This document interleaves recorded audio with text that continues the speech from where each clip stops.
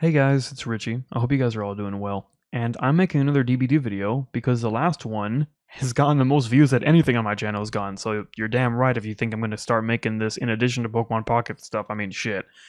And today I kind of wanted to talk about Springtrap again, and more so his power. If you watched the last video I put out, you would know that I'm kind of worried about this at the moment. I'm a little bit worried that Springtrap's kit might feel kind of overloaded.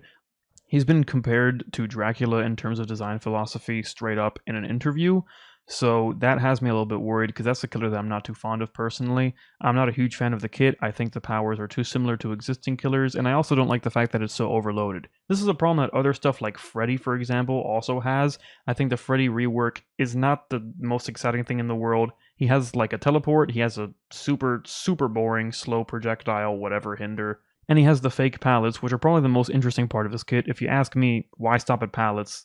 Fake everything should have just been his new power, but whatever, that would have been a balancing nightmare, so I guess I kind of get it. That being said, I'm a little bit worried that Springtrap is going to kind of fall into this rabbit hole. You could argue that Vecna's also kind of in this, I guess, group, this club, but I don't think that the powers that he has are as boring as the ones that Dracula or Freddy has, so he gets kind of a pass. Also, the dice rolling and the mimic stuff on the chest is kind of fun, so I think that chapter has turned out well enough, but not a huge fan of the new Freddy, not a huge fan of Dracula, so Springtrap being directly compared to Dracula is something that has me a bit worried. That being said, this is a speculation video. I kind of wanted to talk about what I think his new power could be, but I wanted to be realistic. I wanted to take existing information that we have about his power, because we actually do have a good bit of it, and I wanted to take that to try to make a kit that kind of fits into the realm of what they were alluding to in this interview, but is also realistic and could actually be in DVD, and more importantly, is fun. I don't want it to just be kind of a mishmash of existing killer powers, but altered slightly, because that's kind of what Dracula is in my mind. Sorry, if you like Dracula, more power to you. I just don't fuck with the guy. So I want to avoid that as Springtrap. I want to stick to the same design philosophy that they had, but make him completely unique. I want it to be like nothing that we've seen before, because it's still possible to do that. There's a ton of killers in this game, and it's inevitable that overlap is going to happen. I mean, just think about how many killers with a dash we have at this point, but you can still make truly unique stuff. Knight, for example, was a great example of that. So let's talk about it, yeah? So before we start speculating about Springtrap's power, I want to go over the information that we do have, and like I said, we have actually a good bit of this. Thanks to an interview with Jay Guzzo or Guzzo from Behavior, again, sorry, I don't know how to pronounce your last name, man. We know about two aspects of Springtrap's kit, at least from this interview alone. The first is that he's going to have this kind of a little bit of everything kit like Dracula has. He says here, my goal was to give as many tools as possible. It's the same philosophy we had with Dracula, where you could just play as the wolf the entire game if you wanted. Go nuts. It was the same idea here. I wanted as many types of players as possible to jump in and say, oh, this works for me. If you like playing as a melee character, you don't have to use projectiles or focus on chases or loops. You can explore it however you like. So he's going to have these multiple aspects to his kit, kind of like Dracula, kind of how Freddy, I would assume, also has. And a main takeaway here is that he specifically mentions projectiles, which, in my eyes at least, soft confirms that Springtrap is going to have some sort of projectile in the kit, which is not something that I'm super excited about, and I would have not liked that personally. But hey, I guess we're going to have to come up with something for that. Another thing that we get from this interview, the second thing that I was talking about, is jump scares, specifically built into Springtrap's base kit, which is very awesome if you ask me. Jay says, so that was the first thing. Five Nights at Freddy's is about jump scares. That's what you play for. There's other stuff like management elements, but really it's about those big oh shit moments.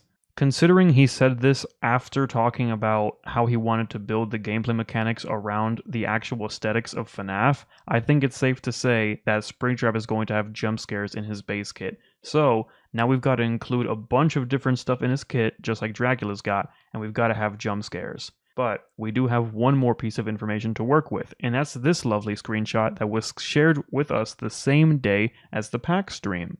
Just like this interview, I talked about this screenshot in my last video, and most people have already deduced that this door and this camera, they are not part of the new Five Nights at Freddy's map. They are part of Springtrap's power. These doors have very obviously been modeled to spawn anywhere around any map in the game, so it's very obvious to pretty much anyone looking at this that this is going to be part of his kit, meaning that we're going to have security doors around the map and presumably, an entire camera system that the survivors are probably going to be able to interact with. So, to recap, we've got security doors around the map, tied to cameras around the map, we've got jump scares in the base kit, and we've got a bunch of aspects to the kit just like Dracula's got. So let's try to build something with that information that's fairly unique to the rest of the killer roster. The easiest thing to tackle here is, of course, the doors and the cameras, because, well, this was just shown in-game straight up, so let's talk about it. So these security doors have a couple of aspects to them. First off, it looks like this one is currently closed, and it looks like there's a camera above it. So let's talk about the cameras themselves, because I think that these are probably the easiest to figure out. Over at the pack stream, we were told that Springtrap is going to have some sort of element to his kit that both sides are going to be able to interact with. So Springtrap and the 4 survivors. And I think the most obvious choice for this aspect is definitely going to be the cameras around the map. This is a nice way to distinguish it from singularity cameras, because whilst the singularity cameras are a resource that the singularity uses to its advantage, the camera systems are something that the survivors will use directly against Springtrap.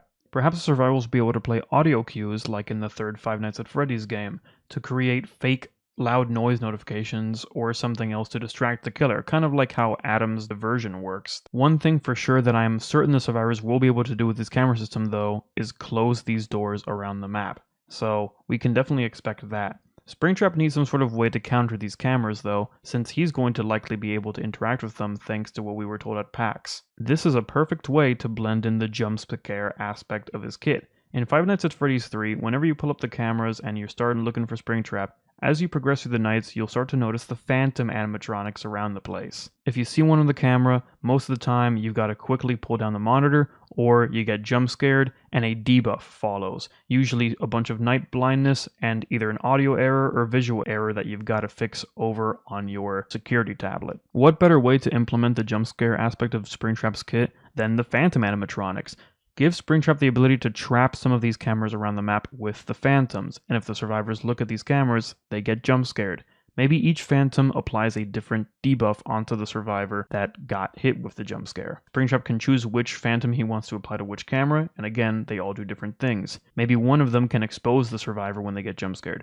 Maybe one of them allows Springtrap to teleport near their location, kind of like how Freddy's teleport when someone is healing works. Maybe another one makes the survivor oblivious for a certain amount of time so they can't detect Springtrap, giving him some stealth into his kit. Maybe another one reveals the location of all survivors. I don't know, you could really go nuts with this. The possibilities are pretty much endless when it comes to that. But I firmly believe trapping these cameras with phantom animatronics is the perfect way to implement jump scares into the kit and give Springtrap some very fun interactivity with these cameras. I think it would be awesome. This is where I would say that about takes care of the door and the camera system, but there's actually one more thing we've got to talk about in this photo, and that's the number 5.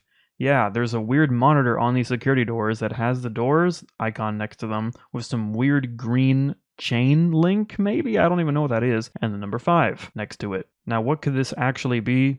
Your guess is as good as mine, but we can try to guess. The door icon being right next to this number 5 is giving off the impression that this number is going to be directly correlated to the doors. So, maybe we can assume that this is the number of doors that are closed around the map. I mean, the door that this thing is currently tied to is closed after all, so it would be counting as one of the 5 doors that are closed, so maybe this gives Springtrap an indicator of how many doors are closed around the map. Or rather, maybe this is equal to the amount of power that the survivors are consuming. Yep, I'm gonna end up going this far. I'm giving the survivors a power mechanic just like in the first Five Nights at Freddy's game. Actions like checking the cameras and keeping the doors closed around the map for long periods of time will drain the survivor's power supply, and when they run out of power, Springtrap will be at his most powerful. Now, when they run out of power, the obvious things that will probably happen is that they will no longer be able to close doors around the map or use the security cameras at all. I'm not sure if I should go much further with this out of power mechanic, since making it too broken might make Springtrap just kind of play solely for this, similar to how Sadako sometimes only plays for Condemned, and people tend to not like facing that. But to be fair, I do think that Condemned Sadako is a much smaller problem than most survivors kind of whine about, no shade. So if they found a way to balance that, they can probably find a way to balance this power mechanic. I do think though that survivors need some sort of direct counterplay to managing this power, besides just not using the doors and the cameras, because that's probably not enough. So why not make it so that whenever a generator is completed, the survivors restore a certain amount of power, maybe 20 to 25%. The numbers can be tweaked, of course, in the actual game, but you get what I'm saying. This is pretty sweet because it encourages the survivors to actually do the objective and actually play the game to try to survive. You would be surprised how much convincing survivors need sometimes to do generators. So having a killer whose power is directly tied to, well, the power that you've currently got, and the only way to restore that power is through the main objective of the game, being generators, I think it incentivizes good gameplay. The only downside I could potentially see with this is maybe we could see some super lame builds from Springtraps just bringing 4 gen defense perks, and yeah, they just play for power. But again, this is why I don't want to make the out of power state too broken for Springtrap, because if I make it too good, then, well, Springtrap is just going to play for it all the time, and it's going to lead to some pretty boring gameplay. But again, similar to Sadako, I think that this should be a pretty sweet alternate win condition that Springtrap could play towards. It's not something that's going to instantly win him the game, but you don't want to be out of power for long versus him because he could snowball super hard. The last thing that we need to talk about when it comes to these doors is the potential reward for Springtrap being able to go through them. The survivors need some sort of incentive to use the cameras other than knowing where Springtrap is, and Springtrap needs a reward for going through these doors. Now, one way to go about it is certainly fast travel, although since the survivors have the ability to close these doors, personally I think it's a little bit too similar to Sadako's TVs or Demogorgon portals, fast travel that survivors can actually tamper with, that prevents Springtrap from getting around the map as quickly. So I mean, it's a good solution, it's effective, it does this job, but admittedly it's a little bit lame. So I did enough coping, and I figured something out that I think would be super cool, but is probably not gonna happen. What if, when standing in front of a door, Springtrap had the option to stalk that camera? That camera referring to the camera, of course, right on top of that door. Picture it like this. Each camera has a certain amount of locations in front of it which are preset. Whenever you choose to stalk a camera, it will move your killer to one of these locations at random. All of these locations in front of the camera are preset, they're different for each camera, and the game decides which one you go to. You don't get to decide. Or maybe you do, honestly, I don't know which one is better. But if you don't get to decide, in order to to increase randomness, you shouldn't be able to roll the same spot twice. Essentially, this is a time investment. You stand in front of this camera in a spot that the game decides for you, and this spot will make you hard to see on the camera. The survivors are going to be playing Where's Waldo, and this perfectly emulates the gameplay of Five Nights at Freddy's 3. The whole game revolves around you trying to find Springtrap on the camera, and it's very hard to do so because he blends in very well with the environment. There's a bunch of static, the quality is just shit, and the cameras should look exactly like this, by the way. So essentially, if you manage to stay in front of this camera for a period of time without being detected by the survivor, and maybe the prompt for being detected could be the door closing or audio cues, although then you have the problem of survivors randomly closing the door and then you get detected, so that kind of sucks. But if behavior can manage to figure out a way past that, we could have a super cool mechanic where essentially you literally pretty much LARP as FNAF 3 Springtrap, just standing in front of a camera hiding from the survivors, and if you manage to stay there for long enough, you get a potential reward. What that reward could be, maybe you walk through the door and you teleport to a survivor of your choosing, I don't know, maybe you just get haste and undetectable for a while, or maybe you can just, I don't know, it's just gotta be something super, super strong, because again, the camera system on paper sounds very strong for survivors. Potentially knowing where Springtrap is a lot of the time, it's something that's very strong. So Springtrap needs something super strong going through these doors to compensate. And of course there's the fast travel solution, but I think this stalking idea, if it could somehow work in DBD, is really, really cool because again, it just emulates FNAF 3 so well. Also, it should go without saying that you cannot put a phantom on the same camera you're stalking because, well, that's just kind of cheating now, isn't it? Anyway, the second idea I have for these doors, besides some form of fast travel or, I guess, buff like I just said, is having it be some sort of alternate hook condition, similar to how Pyramid's Head's cages work. Maybe once you down a survivor, you can take them through a security door, and they're going straight to parts and service. And once in there, you can put them in a suit, man. You can spring lock them. And now the survivors gotta head to parts and service to get their friend out before they die to the spring lock mechanism. Something like that sounds pretty cool. I'm not sure about the specifics of it, but hey, I mean, anything other than xenomorph tunnels or demogorgon portals would be a welcome addition to me, because that's the easy way out if you ask me. But the point is that Springtrap needs some sort of reward for going through these doors. They can't just be, I guess, nothing burgers. It needs to be pretty powerful to incentivize the survivors to close the doors, and also to incentivize Springtrap to play for the doors. It's nice. It emulates FNAF gameplay, so there definitely needs to be some sort of reward, like I just mentioned. So gameplay of Springtrap is essentially just walking around, trapping cameras, and standing in front of them. That doesn't sound very, fun, I guess. Maybe not engaging enough. There needs to be one more aspect to his kit. I mean, don't get me wrong, standing in front of the cameras and pretending to be Springtrap is pretty cool, but in Chase, he doesn't have anything. He's still just a normal M1 killer. So, I guess that's where the projectile that I mentioned earlier comes into play. I thought of two ways to go about this, and one is probably the more realistic option, the boring way, and the other one is a little bit more fun if you ask me.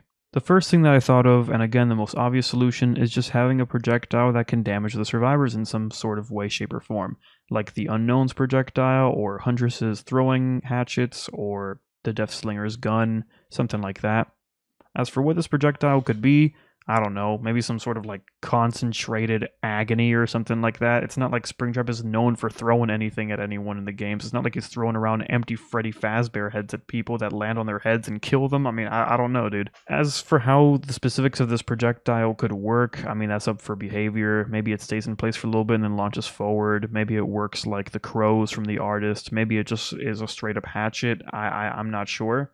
But yeah, some sort of, I guess, concentrated agony projectile that could damage survivors somehow. I guess that could, I mean, that fits the bill for some sort of anti-loop, gives them a ranged option, covers the projectile, does its job. Is it particularly fun or interesting? Probably not, but I mean, hey, it's an idea. The second idea that I had plays into some resource management, which I really like. And for this, I'm bringing back the Phantom Animatronics. Yeah, can you tell I like them a lot? I really like them. They're cool. Why stop at the security cameras? Why not make it so that the Phantom Animatronics can do stuff outside of them? Essentially, think of it this way. You have an inventory of Phantom Animatronics, and you can choose to spread out that inventory through the cameras or through the real map as much as you like. Phantom animatronics that are camping a security camera, or I guess assigned to a security camera is a better term, won't be available for you to throw out as a projectile. But any of them that you do have available, you can kind of shoot out as like an orb or some sort of projectile or something like that.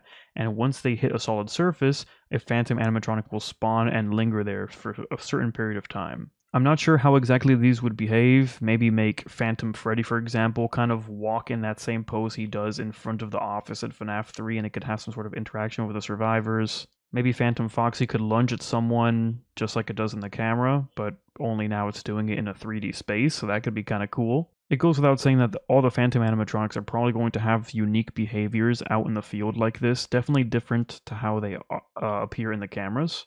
However, if they manage to successfully jump scare a survivor out here in the open, I think that the effect that they apply should probably be the same one that they would apply if they were to jump scare someone on the camera, just to lead to less confusion. It kind of reminds me of the Night in a way, maybe like spawning other entities that patrol or something like that, so I guess it's not super original. But I do think it has a fair bit of differences from the Night in the sense that these guys aren't going to be injuring survivors. They're just going to jump scare them. They're probably going to get some night blindness, and then Springtrap either gets a buff or the survivors get a debuff. Like I said, each Phantom does a different thing. Just to recap one final time.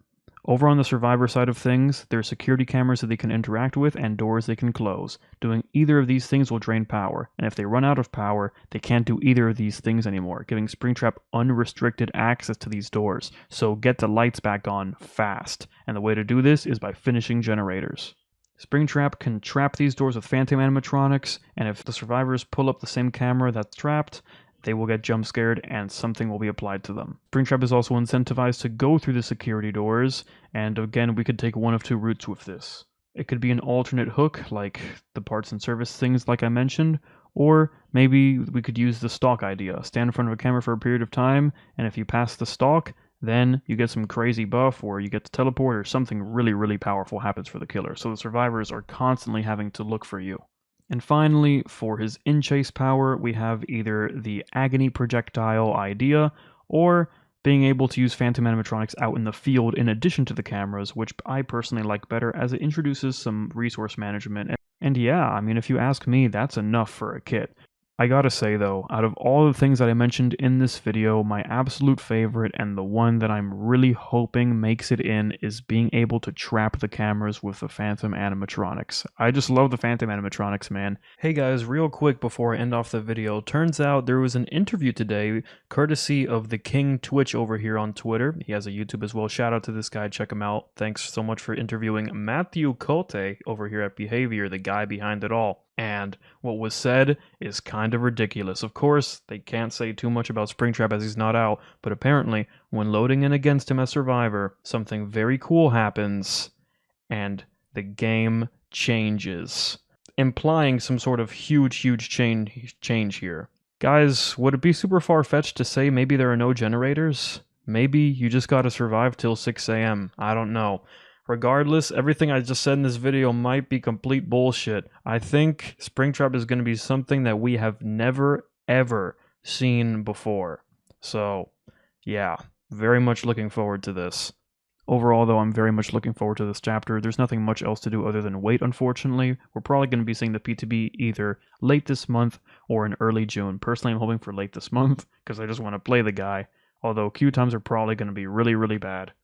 If you join content like this, I'm making DBD stuff now because, damn, that got a lot of views, in addition to Pokemon Pocket stuff. So if you're interested in any of those two things, very weird combination, I know, stick around because I'll be making more videos.